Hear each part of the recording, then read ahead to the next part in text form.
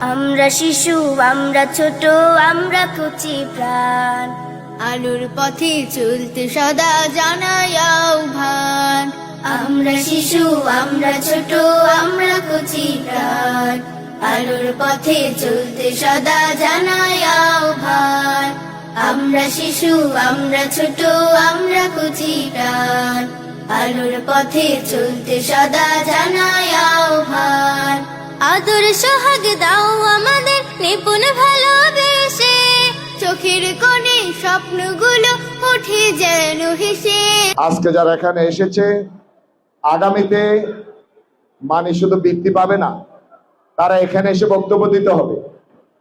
এখানে এসে বক্তব্য দিতে হবে, সেই প্রত্যাশা রেখে আমি তোমাদের সাফল্য কামনা করে এবং অভিভাবক যারা এসেছেন আপনাদের সুস্বাস্থ্য কামনা করছি এবং আপনাদের মাধ্যমে একটি মানবিক বাংলাদেশ, উন্নত বাংলাদেশ, দুর্নীতিমুক্ত বাংলাদেশ, সমৃদ্ধ বাংলাদেশ, অন্যায়ের বিরুদ্ধে একটি বলিষ্ঠ কণ্ঠস্বর এই বাচ্চারা আপনাদের মধ্যে থেকে শিখবে।